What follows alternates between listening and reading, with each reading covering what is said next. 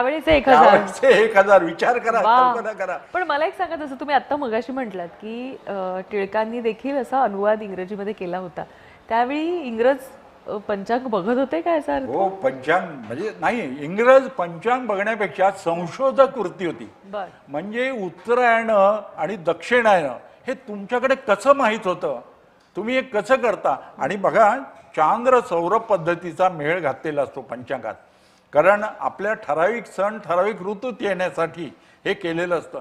ऋतू हे सूर्यावर अवलंबून आहेत आणि सण हे चंद्रावर अवलंबून आहेत. ठराविक सण ठराविक ऋतूत यायला पाहिजे. म्हणजे बघा, उपवासाचा श्रावण महिना आहे ना, तो पावसाळ्यातच यायला पाहिजे. बरोबर. कारण डायटिंग आपण करतो ना, कमी हालचाल झाली तर डायटिंग पूर्वीच्या काळी उपवास करा म्हणून होतं. श्रावण महिना पावसाळ्यात आणि थंडीमध्ये आपल्याला भूक जास्त लागते, तेल तुपाचे पदार्थ, दिवाळी थंडीत यायला पाहिजे.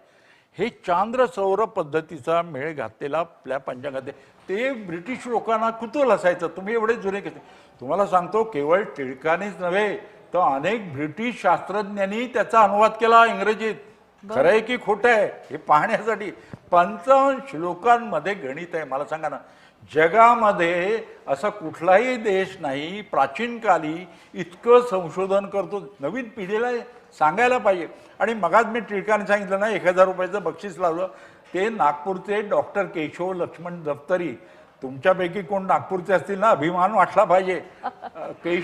डॉक्टर केशव लक्ष्मण दफ्तरी, भाऊजी दफ्तरी, त्याने हे चॅलेंज स्वीकारलं आणि त्यांनी ग्रंथ लिहिला कर्णकल्पलता. बरं. आणि तो मराठी आणि संस्कृतमध्ये आहे आणि त्याच्यात दिलेलं गणित ॲक्युरेट यायला लागलं.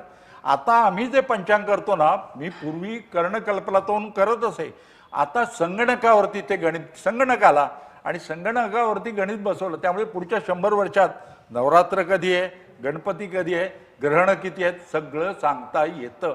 आता गणित सोपं झालंय आणि ॲक्युरेट झालंय. हे जे बदल होतो ना, तुम्हाला माहितीये का, चंद्र 3,84,000 किलोमीटर आहे एवढं सगळं लक्षात कसं राहतं तुमच्या? सांगतो आवाजा प्रश्न आहे. सांगतो. पण गंमत बघा, दरवर्षी पृथ्वीवरती जी समुद्राला भरती ओटी येते ना, त्यामुळे चंद्र 3.8 सेंटीमीटरनी दूर जात आहे.